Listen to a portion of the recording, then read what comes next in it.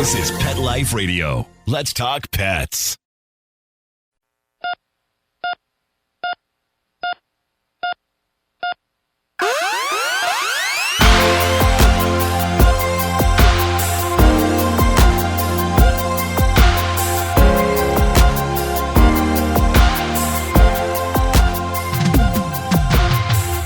Welcome to ER Vet on Pet Life Radio.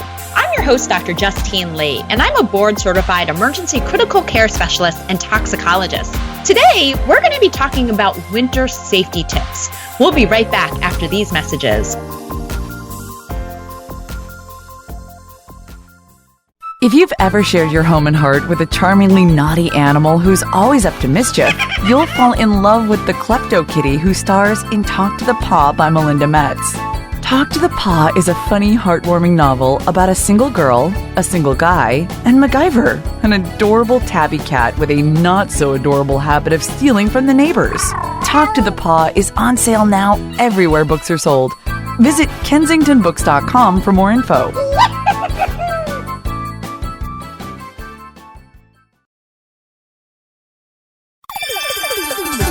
Let's Talk Pets on PetLifeRadio.com.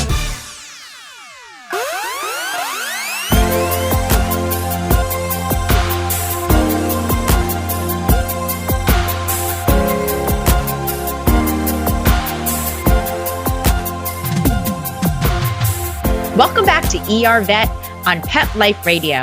Today, we're going to be talking about winter safety tips, so thank you for joining us. The whole nation is being affected by cold, blizzardy weather right now, and so it's really important that we think about our two-legged and four-legged pets or family members when it comes to winter safety tips. Now, I should disclose that I'm based out of Minnesota, and it's about negative 15 degrees outside right now. So really important that people keep their dogs and cats safe. Let's start with cats first. When it comes to cats, they don't want to walk on snow or ice. So my general rule is if you let your cat outside, please do so during the spring, summer, and fall, but not during the winter. They aren't going to be warm enough outside. Now, sometimes people will see feral cats that are outside, and I know people oftentimes will create little shelters for them, but for your own pet, please ideally keep them inside during the winter. When it comes to dogs, there are some dogs that live outdoors all year round. And while I don't do that with my own dog, he actually sleeps in our bed with us. It is important that if you do keep your dog outside, that they have good shelter.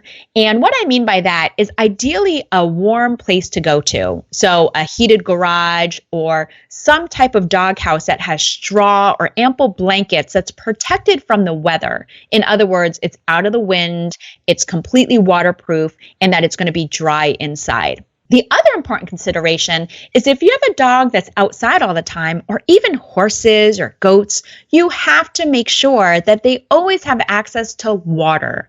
Now, in really cold weather, that water bowl is going to freeze. And I've actually seen some dogs come into the emergency room with a life-threateningly high sodium level because they haven't had any access to water because their water bowl froze.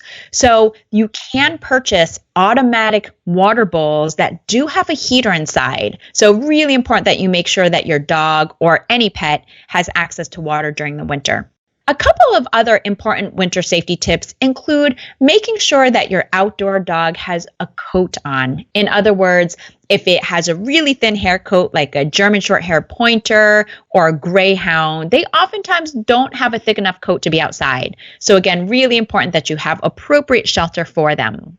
The last important part to consider is if you're even thinking about making your dog an outdoor dog, is that you make sure that they're healthy because there's certain medical conditions like an underactive thyroid gland or what we call hypothyroidism that makes it really difficult for a dog to be able to regulate their metabolism, and they can get extremely hypothermic where their body temperature is less than 99 degrees when they have this thyroid problem. So what are some signs of an underactive thyroid gland or hypothyroidism? It's usually excessive weight gain, a really pot-belly appearance, a really sparse or thin hair coat. So if you notice any of those signs, get to your vet right away to check a thyroid level in your dog. What about some other winter safety tips? Now, I know my dog pretty well, and even though he loves to go for walks, he does not like walking outside without booties on when it's less than 15 degrees Fahrenheit. He will start to pick up his paws because he starts to get snow crystals stuck between his paw pads. And so in this scenario, I usually recommend investing in a good, sturdy pair of dog booties. This is important because if you live in an area where there's really cold weather, your dog doesn't want to walk outside when there's a lot of snow and ice and when it's really frigid. Now, you do have to get your dog used to walking in these booties. They'll usually lift their legs really high and they look really awkward. But I promise you, once you get them used to it and they know they're going for a walk, they will actually enjoy having it put on because they know they're going to be rewarded with a walk outside. So make sure to use those booties. And my general rule is if it's less than 15 to 20 degrees, your dog ideally needs booties on their paws. The other important consideration is, like I mentioned before, if you're taking your dog for your walk and it's really cold out, again, my cutoff is less than 15 degrees or 20 degrees, they need a jacket too. Now, a big, hairy, furry dog like a Newfoundland absolutely doesn't need it. They have a really thick coat, but a dog with a really thin hair coat like a Greyhound or even an Italian Greyhound, smaller dogs like Chihuahuas, ideally, please put a coat on them. You want to make sure that it's a coat that's snug but not too tight, but also snug enough where if it's a male dog, they're not going to urinate on it because that can freeze. So make sure to invest in a good solid coat for your dog, especially if they have short hair. We'll take a short break and then we'll continue right back after these messages.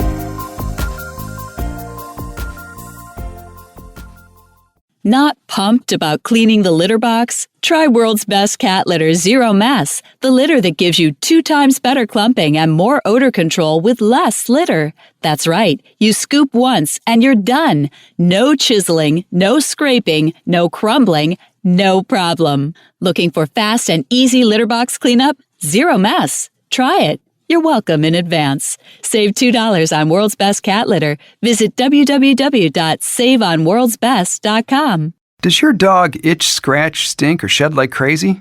Come to DynaVite for help. Order a 90-day supply of DynaVite. DynaVite is nutrition. Pick up 2 bottles of Lico Chops, get the 3rd bottle free. New improved Lico Chops with omega-3, omega-6, vitamin E. And now, 6 extra direct-fed microbials. Even better for the digestive tract and immune system. Try Lico Chops. Buy 2, get 1 free. At Dynavite.com. DINOVITE.com. Let's talk pets Let's talk pets on Pet Life Radio. Pet Life Radio. PetLifeRadio.com.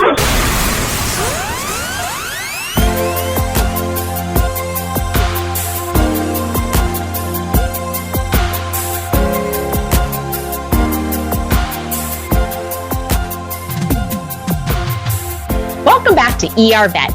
Today we're talking about winter safety tips on how to keep your dog or your cat safe during the cold, blistery weather.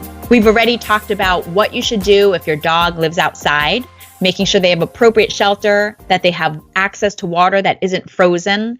For you cat owners, please keep your cats inside during the winter when it's snowy and icy outside. Another tip is to make sure that your dog has properly fitting booties on their legs so they can walk outside without those snow crystals or clumps of ice getting stuck in their paw pads. Making sure that you invest in a really good, warm, secure coat so they feel comfortable and it's snug enough and not too loose where they're going to actually urinate on the coat itself. And my last easy tip is to make sure that you wipe their paws before they come into the house. That's because a lot of people will put out different types of ice melter outside. And again, this can be a little bit toxic to dogs. Now, I don't become too worried. I don't put them in the bathtub to wash them off completely. I'll literally just get a damp terry cloth to wipe off all their paws before they come into the house. Because if you don't, what can happen is your dog can actually lick excessively on the paws and it can cause a lot of dermal irritation. Now, if you have a dog that likes to eat random poisonous things, you do have to be careful when you have ice melter salt in the garage.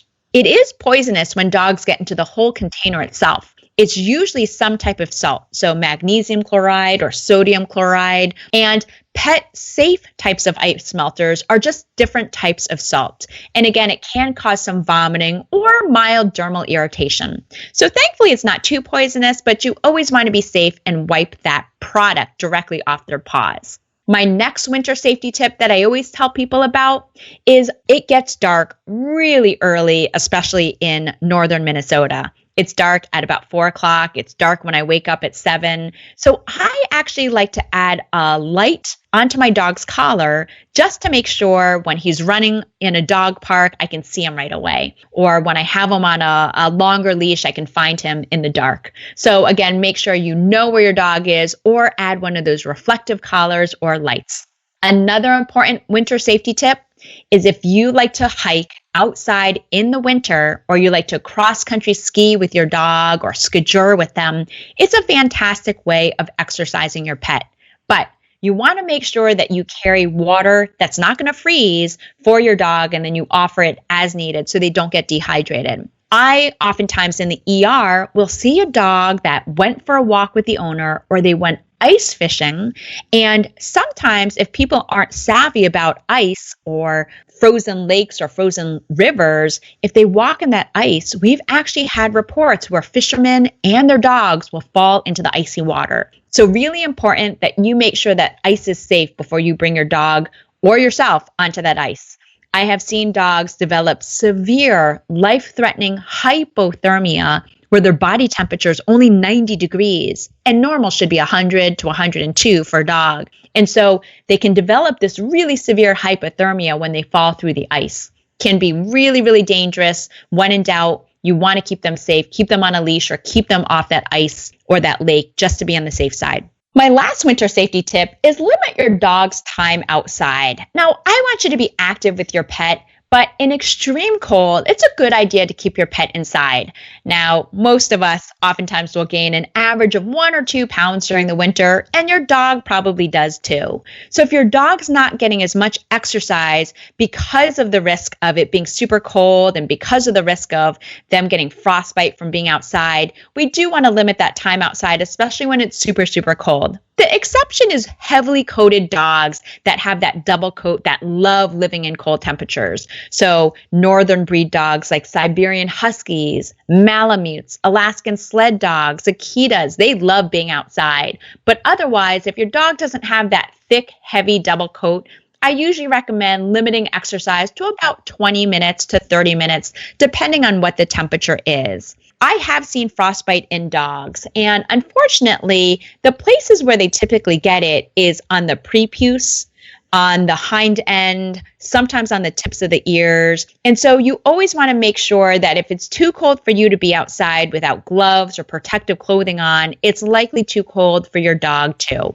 So again, if it's less than 15 degrees, really try to keep your exercise to less than 20 to 30 minutes. Another important tip is consider your dog's age. Now, really young dogs or really, really old pets oftentimes have a harder ability to metabolize. And again, they can't keep their body temperature regulated quite as well. So ideally, puppies or really geriatric pets should be only outside for about 10 to 15 minutes in extreme weather. So when in doubt, keep them indoors as much as possible. Of course, the toxicologist in me is going to warn you about the last winter safety tip, antifreeze. You guys probably know this, but it only takes 1 to 2 teaspoons to poison a dog from ethylene glycol. Antifreeze, which is concentrated ethylene glycol, typically greater than 90%, is so poisonous that if we don't start the antidote within 8 to 12 hours, it's almost 100% fatal. That's for dogs. For cats, the antidote, which is called famepizole or 4-MP, has to be started within 3 hours. Otherwise, it's 100% fatal. So keep in mind that it only takes a tiny amount of antifreeze to cause severe, irreversible kidney failure.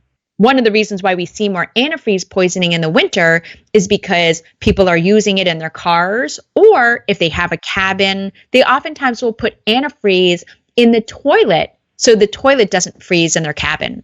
I've seen some people who drive to their cabin, they open up their cabin door, the dog has been in the car for several hours, they run straight to the bathroom, drink out of the toilet that has antifreeze, and then they have to drive back to go to an emergency room.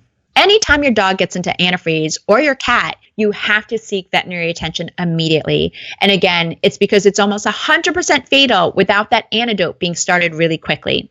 What are some of the signs of antifreeze? Well, most of the signs of antifreeze are seen within the first 1 to 2 hours. Your pet will act really drunk or excessively thirsty. They may urinate a lot. And that's because of the direct effect of antifreeze.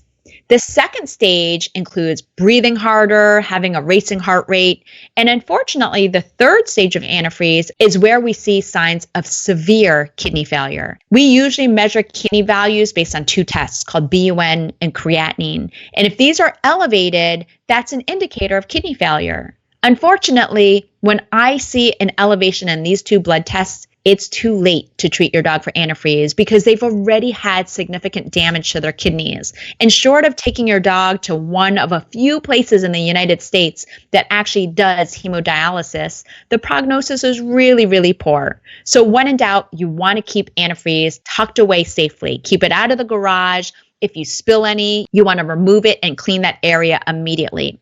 That's because antifreeze has a sweet taste, and so dogs and cats will drink it. And again, it only takes a tiny amount to result in poisoning. If you think your dog got into antifreeze or your cat drank a tiny amount, when in doubt, get to your veterinarian right away or call the ASPCA Animal Poison Control Center right away just to make sure that you can figure out what to do next. And you can always reach them at 888-426-4435. So, what have we learned today? Remember, when it comes to winter safety tips for your dog or your cat, when in doubt, please keep them indoors, especially when the temperature is less than 15 degrees. If they live outside 100% of the time, please make sure they have appropriate shelter, that they have a good hair coat or a jacket, that their water bowl is not frozen. If you are walking your dog in the winter, good for you, but ideally, try to keep it less than 20 to 30 minutes, especially if it's less than 15 degrees Fahrenheit. And make sure their paw pads and their body is protected. So train them to use booties, and also make sure that you put a warm coat on them when the temperature is less than 15 to 20 degrees, especially in those thin-coated dogs like Italian greyhounds or greyhounds. When in doubt, if it's too cold for you, it's too cold for your pet. So keep them indoors and keep them safe. Well, that brings us to the end of today's show. Thanks so much for joining us today on Winter Safety Tips. If you have any questions, you can always email me at drjustine@petliferadio.com. You can also find me at drjustinelee.com, on Facebook at Dr. Justine Lee, or on Twitter too. With that, we're out of time, and we want to thank Mark Winter, our producer, for making this show possible. Thanks so much for joining us, and we'll see you at the next episode. Let's Talk Pets, every week on demand, only on PetLifeRadio.com.